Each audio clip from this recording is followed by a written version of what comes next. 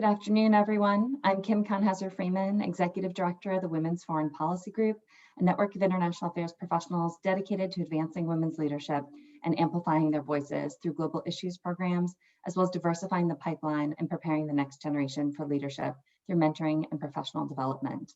I'm delighted to welcome you all to today's author conversation with Tara Kangarlou and Farnaz Fassihi on Tara's forthcoming book, The Heartbeat of Iran, which is coming out at a particularly interesting time in US-Iran relations as we all watch the talks in Vienna.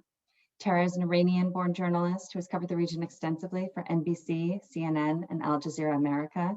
In 2015, she led Al Jazeera America's team to report from inside Iran during the nuclear negotiations. She's also the founder of Art for Hope, a nonprofit dedicated to supporting the mental health needs of refugees in Lebanon, and I should add, a mentor for the WFPG's mentoring program. To lead our conversation, we are joined by another accomplished journalist and author. Farnaz currently reports for the New York Times, where she has covered Iran extensively. Before joining the Times, she spent 17 years based in the Middle East for the Wall Street Journal as a senior writer and war correspondent. We have a lot of expertise on the call today, not just on our screen. And as with all of our programs, we want to include your questions. So please send them in during the conversation using the Q&A button at the bottom of your screen. And we'll include as many as we can during the latter part of the program. Again, thank you all for joining us. And with that, I'll turn the program over to you, Farnaz. Thank you. Hello, everyone. Thank you for joining us today. Hi, Tara. Hi, thank you so much, Farnaz. Sure, congratulations on your book. Thank you. This is an incredibly timely book, given everything that's going on with Iran, and that Iran is really at the center of the US foreign policy. What made you decide to write this book at this time?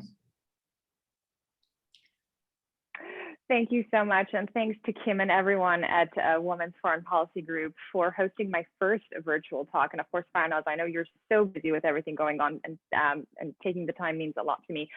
As you know, writing books take a very long time, and I started working on this book about 4 years ago after Al Jazeera America folded in the US, and I spent about 2.5 years reporting and really content gathering and news gathering and speaking with the people that I ended up featuring in the book. So it was a very long process, and it took another year to write the book. And as you know, The Heartbeat of Iran was supposed to come out last year, but due to the pandemic, there was a delay.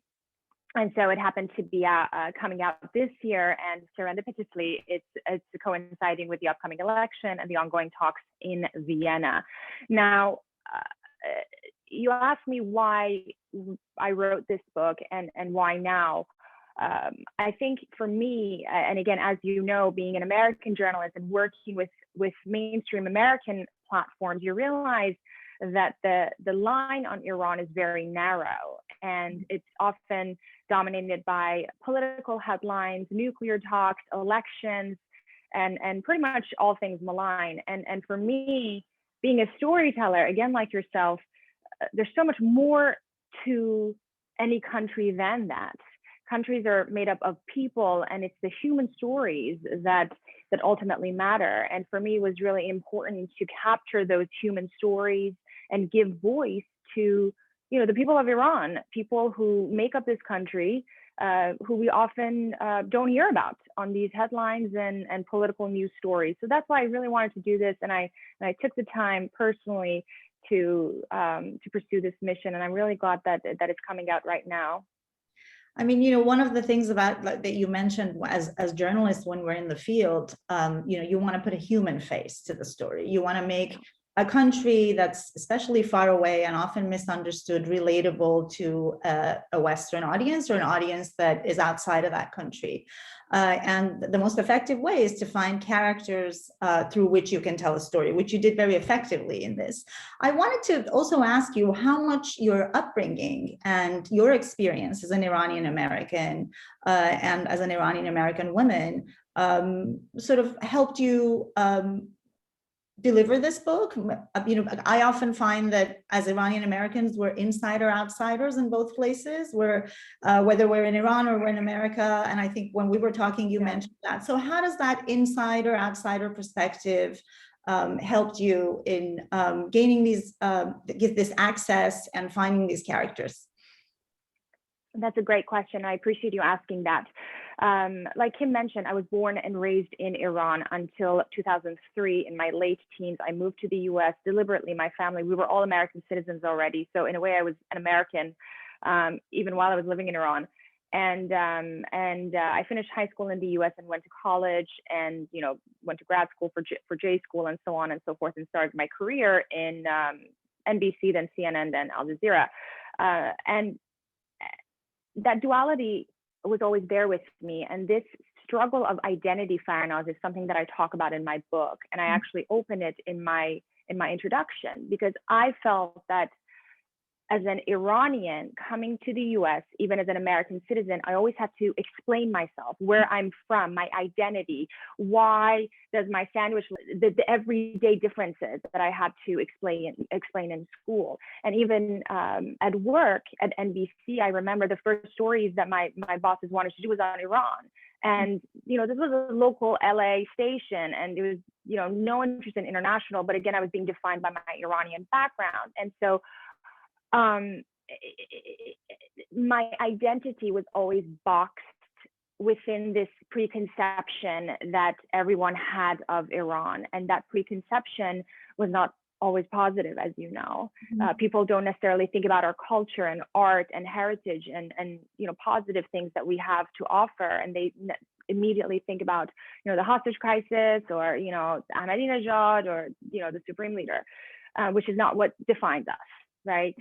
And so I found, to me, and in my personal journey, there was nothing more tumultuous than having to explain your identity, and that really made me want to do this book even more, that we are a person. I'm a human being with a culture, with an affinity to thousands of years of heritage, that is not and should not be defined by the person that is leading right now this government.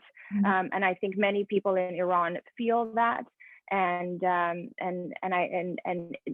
their human stories would bring this out. And I would add this, Farnaz. I think ultimately stories are about one person telling to another, do you feel this way too? This is how I felt.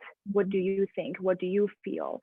And I want to connect these Iranian voices with the Americans and European voices and Western voices who don't necessarily hear that or hear those voices, and bring out this humanity. Did you feel like writing this was helping you step outside of that box that they try to fit you in? Was it liberating? Or do you think also for the characters that you profiled, this was a liberating experience or a chance to really tell their perspective and their side of the story? You nailed it. Before our talk, I was actually thinking about the word liberating because I wanted to raise it. It was so liberating because I felt so comfortable connecting with these people who also wanted to share their voice. I mean, you spend time in Iran, you've spent time in the region. People in Iran want nothing more than belonging to the international community, to have their voices heard through their own narratives. And everybody that I wanted to interview was so open to speaking with me, except one group, which we can talk about in a bit. But there was no reservation. Everybody wanted to talk, and everybody wanted to share their journey and their story and their voice. And they trusted me that I would amplify that, which I did in the book. But for me, it was liberating to do the stories that I wanted to do, because I wanted to focus on the human narrative.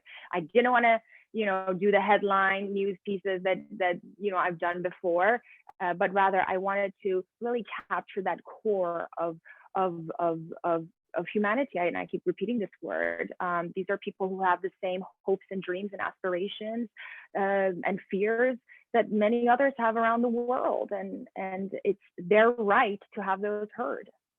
So how did you go about this? How did you find these colorful, interesting characters inside Iran while you were based outside? And how did you sort of gain that access? How did you map it? I mean, I think one of the interesting things about your book is that it's very geographically diverse.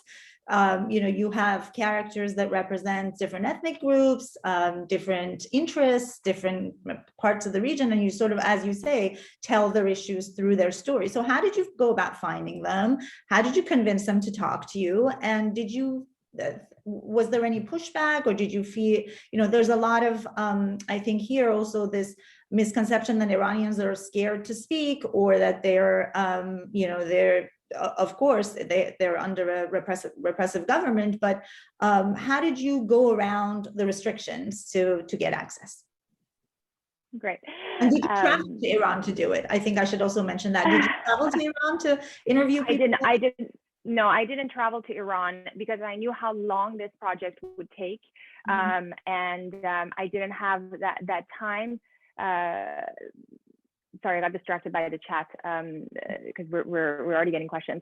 But no, I didn't go to Iran because I knew how long this would take. And you know how it is with journalism and reporting. You want to be as effective as you can.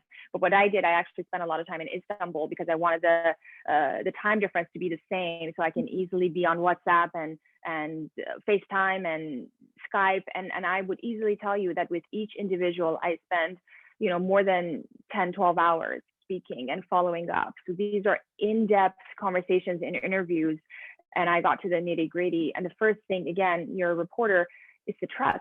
It's the trust that person has to feel and be able to share some of the most intimate and personal moments with you. And I'm delighted and happy that I was able to build those relationships. And I was never one of those Iranians who left Iran and never looked back. I was always back and forth. My father was a physician. He passed in Iran 10 years ago, and until 2011, we were constantly back and forth. And I kept those relationships and friendships and so on and so forth. And I was never disconnected. And I'm delighted to be as connected as I am, because that enabled me to be able to navigate and get the characters and profiles that I wanted to get. And how I sort of map this out, and I'll make it brief, but putting my journalistic hat, I knew the areas that I want to cover, whether it was education, whether it was religious minorities, whether it was women's issues, whether it was the nuclear issue, whether it was issues pertaining disability, LGBTQ community, food, arts, theater. These are all areas that I wanted to tackle. Financial challenges, sanctions, all of that stuff. Things that, again, we hear on the headlines. So I kind of picked the headlines and I said, all right, how do I unpack this through very personalized stories? And that's ultimately what I did. I knew the kind of characters I wanted to have. And through those sort of, mindsets, and I would say, that thinking led me to connect with these people and these characters. And again, through connections and people that I worked with an incredible photographer in Iran. He helped a lot. And, one story led to another, and we had aha moments and so on and so forth. And with regards to them opening up, again, people wanted to talk, people wanted to share their stories, because again, these are very intimate profiles and essays of people's lives put into context from my background and reporting. The one group that didn't want to talk, which is so interesting, were the conservatives and, the sort of pro diehard revolutionary, because I thought, all right, the purpose of this book is to give this textured, colorful narrative of what the Iranian society is. And these guys live in Iran as well. I mean, they're diehard revolutionaries who go on the street and, sing the chants and go to the Friday prayer. And I thought it's only fair to profile one of these folks as well, because what's their thinking? I mean, why are they the way they are? What's their, mission and ideology? And I had a few great characters. I found a few good people that fit that profile, but they don't want to talk. And they were the one group that did not want to share their story. And I thought that itself is quite telling. I think it was because you're an American writer. Yeah. Was there some sort of a mistrust because you don't? Yeah, probably. I don't know. I think there was a mistrust. I think, I don't know, secretly they might know that they're wrong and they're hated. I don't know. I don't know what it is, but I went to school with, in elementary school in Iran, I went to the daughter of one of these, big time clerics, and I stayed in touch with her, and I was like, okay, perfect. I'm going to go to her. And, she very politely said no. And, they just didn't want to talk. Well, I like you said, Iran is multi-layered. There's a lot of nuances. And a lot of people outside of Iran often want to speak for the Iranian people. They want to say Iranians favor US policy or not favor US policy. They favor sanctions or not favor sanctions. There's just a lot of noise about what Iranian people want. So in the course of your reporting for the book and the characters that you found, what was their view? Because we know that there is this dichotomy of the Iranian government and the regime being very anti-American, and the death to America chant that's been going on for 40 years and burning of the flag. But anyone who's ever been to Iran also knows that if Iranians see an American tourist or an American journalist, they're very friendly. They'll visit you, allow you to go into their home, invite you out to meals. So what sentiment did you see, particularly because when you were reporting, it was during the former administration's maximum pressure policy, when economic sanctions were really squeezing Iran's economy and the general public. So how did they view the US, and how did they view US foreign policy toward Iran, and how much do they really blame their government for the policies that led to this, and how much did you feel they blamed the US?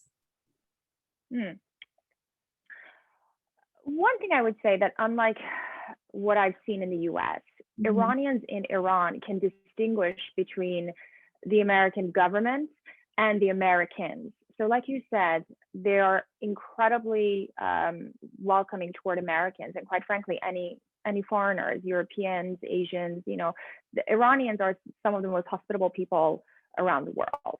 With regards to the US government and the US government foreign policy, Iranians are at a point, again, inside Iran, that they don't trust the policies being to their interest. As you know, Farnaz, governments don't have friends, governments have interests. And it has it's been proven to Iranians inside Iran, the US government's policies are not there to favor everyday people, everyday working class Iranians, but rather it's a power play between the two governments, and that has been the case. I was there back in 2015, right around the nuclear talks. I was covering the JCPOA and the negotiations inside Tehran when I was with Al Jazeera America, and the mood there was so uplifting and energetic, and everyone was so excited, partly because they were coming from stifling sanctions, an incredibly broken economy, a non-existent one, quite frankly, and they were really keen on rejoining an international market and so on and so forth. And so my interviews began from late 2016, early 2017 onward, and a lot of people were excited about rejoining a global market and coming out of that space. But again, with Trump's election, that mood completely changed and shifted the dynamic to an extent that people right now in Iran, when you speak to them, and people who I continuously talk to, they're just disillusioned. They're disillusioned, and their biggest worry is to make ends meet. But separate than that, during that time, people still wanted to belong to the international community, independent from whatever is going on politically. Iranians are still optimistic and look forward to any opening that allows them to engage with the global community. And that's really the sentiment, as disillusioned as they are. But sanctions and economic challenges, which much of them are also, in all fairness, due to the corruption of the government, money laundering and all that stuff, it affects everyday people. And I talk about that in my book quite a lot, actually. So speaking about everyday people, I want to go back and ask you about some of the characters that you profiled, particularly women, right? Because if there's misconceptions about Iranians, there's probably more misconceptions about Iranian women. I often get asked, oh, can women drive in Iran? Can they go to university? And people are surprised to find out that, 46% of students in university are women, or that they make up half of the workforce. And through all the restrictions and the limitations, they have fought, right? They've fought to sort of create that public space to be engaged. So you have two interesting characters in your book, two interesting women in your book that I want you to talk about. One of them is Niku. She is from Tehran, and she is a diver, and she and her husband go to this Persian Gulf island and open a dive school and a small business, right? So tell me a little bit about that. What was unusual about her? I guess an American audience would relate to a husband and wife team that go open a dive shop on the beach, right? But they wouldn't necessarily think that an Iranian couple would do that. The other woman I want you to talk about is Sima, who's from Baluchistan. She is ethnic Sunni. So we have sort of the other perspective of a religious and ethnic minority in an area where we know is underprivileged. And recently in the news, it was restive and there were clashes there. Tell me a little bit about what she cared about, how she viewed her position there and what she did. Of course. In the book, like you mentioned, we have quite a few women from different walks of life, and two of my favorite. All the stories are fantastic, but I think Niku and Sima's stories give two very distinct perceptions of women in Iran. And the reason I wanted to interview Niku and share her story was that she's the epitome of a young female entrepreneur who pursued her dreams. I mean, when you think of diving, I think about California. I'm from Southern California, and I think about Laguna Beach. And when I learned about her work and her tenacity in going and getting her degree in Malaysia, and despite the fact that PADI, which is this diving accreditation system, it's not being in Iran because of the sanctions, by the way. This girl went to Bermuda, got her degree, went all over to really make her dreams come true. And mind you, that she doesn't come from a wealthy family. She comes from a very middle class family, working class, and really it chronicles the journey of this young woman who had a dream and had a passion to pursue a field that, again, as you know, is not deemed sort of prestigious or recognizable or a means to success, because a lot of Iranian parents want their kids to go to dental school and become lawyers and engineers and so on. So this girl wanted to be a diver. And also in her story, I really unpack the dynamic between her and her husband, and the fact that an Iranian man is so connected with his wife to an extent that he leaves his also life in Tehran and moves to Hangam Island, which is close to Qeshm Island in the Persian Gulf, and they start this dive shop together. And also, Farnaz, their hopes and dreams, because again, these two can leave Iran. Okay, they have the means, they can leave. In fact, Niku's sister is in the US, but she doesn't want to leave. And that's an important point, that there are people still in this country of 80 million, that want to stay and want to build something in their own country. And I remember what she told me. She said, Tara, I asked her, I said, what's your biggest wish, Niku? What's your dream?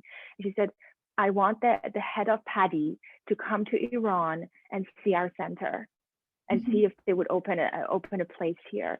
And that's quite telling, because it captures their aspirations and ambitions, and the fact that they're not giving up despite everything that's going on. And I also want to share this with the audience.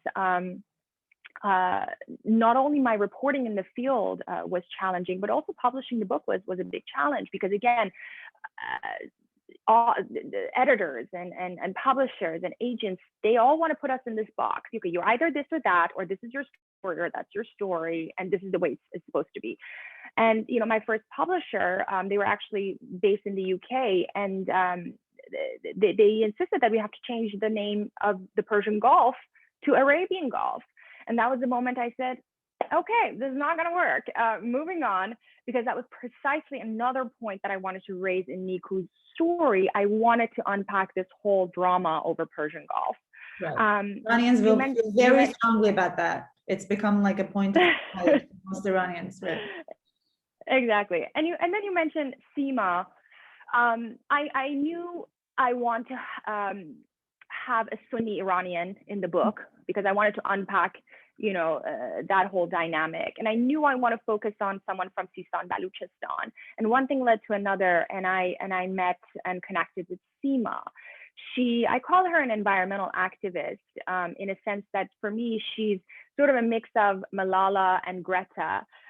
She's passionate about education for women and girls, but she's also passionate about the environment in her own community. And she sort of rallies the girls and the youth in her town to clean the sea and take away the plastic and really brings awareness on environmental challenges.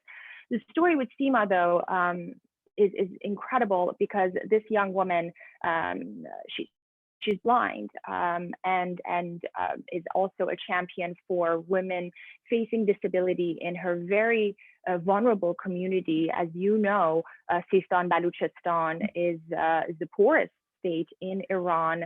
And they struggle tremendously. And this girl, despite all these hurdles, just finished her PhD.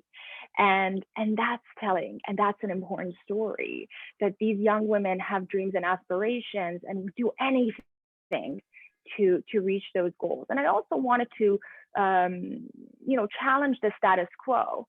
This young girl grew up in an incredibly conservative family where her mother only completed a 5th grade, and her father, on the other hand, this conservative, religious man, pushed her daughter to pursue her higher education. So it was really that her father was championing her cause, and that I think is a sort of big surprise for many readers who may think otherwise, that women are oppressed, all women categorically are married off, and so on and so forth. So Seema's story has a lot of surprises, but in it I unpack a lot of these nuances and colors that exist in the country. I think surprise is a really good word for this book because I think it's easy to dehumanize a country when you don't know its people. I spent many years as a war correspondent, and my sort of what drove me to risk my life and be a war correspondent in Afghanistan, Iraq, Gaza, all over, was because I wanted to put a human face. I wanted people who were reading my coverage, who were deciding policy, to look at this country as a country of Iraq, as a country where human beings live who have the same dreams and aspirations. They get married, they have kids, they send their kids to school. They have the same real human struggles that someone sitting in Ohio might have, right? So you do this very effectively. And I think it's important because in the conversation of conflict and tension and sanctions, it's really easy to push for harsh policies against a nation when you dehumanize it, when you don't think of them as people, but as a regime, as this swap of land that must be dealt with, not as a place where all these people live, right? So I want to go back to what you said about how no conservative character would speak to you. But you do have the son of a very conservative, pro-regime couple, husband and wife, who were both members and supporters of the Revolutionary Guards, who were on the front lines of the Iran-Iraq War. And they sort of symbolize this generation of regime loyalists, people who bought the ideology. But then they have a son who is now gay, and he tells his parents about it. So tell us a little bit about the surprise story of Nima. Absolutely. Before we get to Nima's story, Farnaz, I want to compliment what you said, because this is precisely one of the reasons I wrote the book, demilitarize Iran through these stories. And I always say Iran is a country that is not made up of 80 million nuclear heads or centrifuges. Iran is made up of 80 million human beings with different beliefs, different thoughts, different ideologies, and that is important, and that there's a need to make that distinction. And also, I want to say that this book by no means is a rosy picture of Iran, not at all.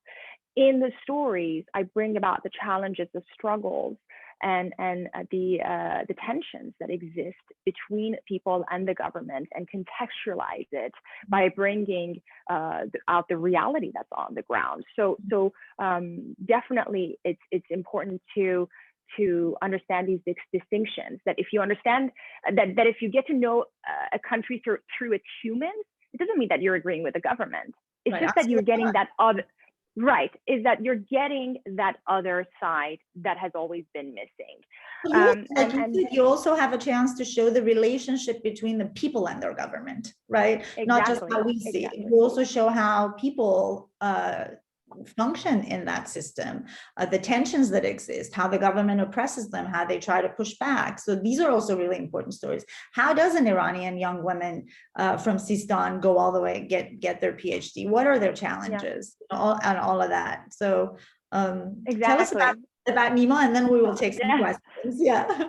Exactly, because I think the Nima's story also exemplifies how you maneuver in the system. I mean, how can you be born into an incredibly religiously conservative family where you can't even have music? You know, Nima told me that you can't even, we couldn't even have CDs to listen to music when he was young, and this is, in the early 80s, or well, I mean, back then there were no CDs, but the cassettes, they couldn't even play any, music. But nowadays he sits and watches movies with his dad on the satellite. So, the evolution of things is something that people can see in these stories.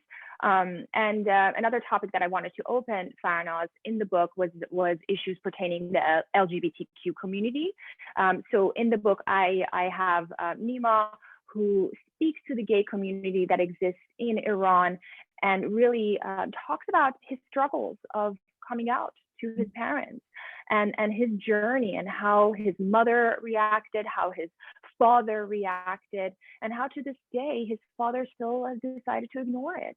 His mother has accepted it, and well, I mean, I don't want to have spoilers in the book or give away much, but his mother knew all along, but she was just waiting for him to come out himself and tell her about it. And in the book, again, I unpack a lot of the nuances and issues that have to do with the government and the society and so on and so forth. And on the other hand, I have a story of a transgender woman and her story and her struggles, and also making the distinction between how the trans community is being treated in Iran and how is the gay community. But ultimately, Farnaz, I cover the LGBTQ community in the US quite a lot, actually. And for me, I couldn't help but to think about the struggle that a young man, from a very conservative state in the US would feel coming out to his parents in a high school that would bully him to a point of suicide, and what Nima would feel in Tehran, coming out in an environment that he never thought he would be accepted. And so ultimately, these are the moments, these are the human moments that would bring out empathy between two groups of people who would have never had an opportunity to know about each other. And that's fundamentally the reason behind this book, to bring out that humanity and empathy that exists between the people of these two estranged worlds. I'm going to ask you, and then I'm a last question and open it up. So this is a forum of foreign policy, and particularly women. So what do you want the takeaway of your book to be for an audience that is engaged with either foreign policy or issues that pertain to Iran and the US? Thank you for that question, Farnaz. I think nobody in the diplomatic space or political space or foreign policy can make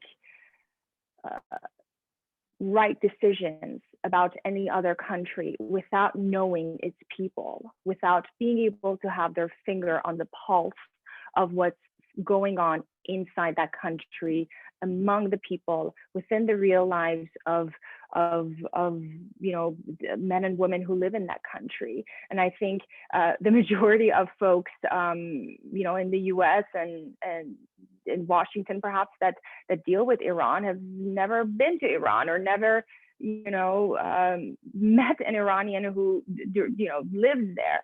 And it's important. You cannot make policies without knowing the colors, the textures, the isms that go on in a society, and pass your policies and decision making simply based on political sentiments and rhetoric. Thank you. So let's see if we have any questions from the audience. So one question that we have is, how has the lives of the people that you profiled been affected by sanctions and US policies? Have you kept in touch with them? Do you know how sort of their lives have? Yes. I'm in touch with pretty much everyone, and I have to say their lives were already impacted by sanctions when I was interviewing them. I mean, one of the guys in the book, he owns a burger shop, but before that he owned a car shop. He actually is an Armenian Christian Iranian, and that's another topic that I wanted to unpack in the book. And he had to give up his car shop because he couldn't bring any body parts, he couldn't do anything because of the sanctions, and then he opened the burger shop. And another one of my favorite stories is a story of a saffron farmer who struggles to make ends meet in a country that should dominate the global market with its saffron. Why is it that he's struggling, right? And he continues to do so because of the sanctions. They can't export Iranian saffron the way they should, and also that, again, as you know, leads to internal corruption and black market issues and inflation and so on. So yes, sanctions are having an effect on pretty much everyone's life, in tandem to the ongoing corruption and domestic problems that they face. Yeah. Another question. Tara, I can't wait to read the book. That's not okay. So did you receive any feedback from the Iranian officials? How did the Americans react to your book? I think the book hasn't come out yet, right? For Americans to react, correct? Am I correct? Yes, the book comes. Yes, the book comes June 1st. I think it's interesting. In this world of internet connectivity, we talk about it all the time, so it feels that it's already out, but it's coming out June 1st. People can pre-order it on Amazon. So I don't know the feedback, except feedback from folks like yourselves, Kim and others who have read the book already, in order to host events as such and be able to unpack and talk about it. And from Iranian officials, I'm not in touch with Iranian officials. I don't talk to them, and I hope I don't. So I have no idea. But I didn't write this book to I don't care about any government opinion, whether in the U.S. or Iran. I care about people-to-people exchange and what my American readers would take away from these very intimate stories. Although I would encourage American government officials, especially those in the State Department, yes, of course. to definitely read your book for the reasons that you said. Thank you. So the next question, does the book include profiles of ethnic groups in Iran, such as Arabs, Armenians, or Kurds? I think we answered that question, right? I definitely have a Sunni and an Armenian, yes. Who else? Of course, yes. There's a beautiful story of this Kurdish artist who takes us to the early days of the Iran-Iraq war and how the war inspired his art to this day. So yes, Azeris, Kurds, yes. More reasons to read the book. What is the overall perspective of those that you've interviewed and have met in Iran about Americans, about our politics, and if they would speak about their own political leadership?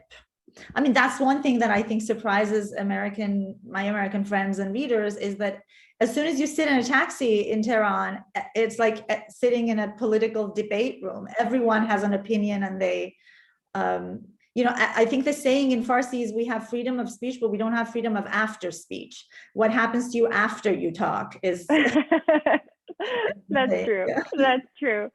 So, That's true. Yeah. Again, we talked about this, but the one thing that has always been the case categorically is that Iranians are able to distinguish between the U.S. government and Americans. They love Americans, you know. They would have loved to have American tourists in the country, but they don't necessarily trust the U.S. government to take actions and promote policies that are necessarily to their advantage, if that makes sense. So that's the distrust that's there. I realized in my reporting, talking to ordinary Iranians, including many conservatives, is that they feel like after 40 years, they want the Iran-US standoff to get resolved, right? There's been a lot. I feel that too, that people are just tired 100%. Of this, you know, diplomatic war that's gone on for 40 years, and would love it if they could, their leaders would actually take that initiative and resolve this. Is that how you felt, is what you saw in your report? 100%, 100%. Iranians are so tired. I think for the longest time it was ordinary Iranians who would have voiced that, but right now I think there's so many government insiders who secretly wish this to be over, and so they can then think about next steps. And in the book, Farnaz, I also profile an Ayatollah, a sort of prominent Ayatollah. Obviously, he doesn't come from the, you know, diehard revolutionary cloud. He comes from a more progressive, and that's why he talked to me, I suppose.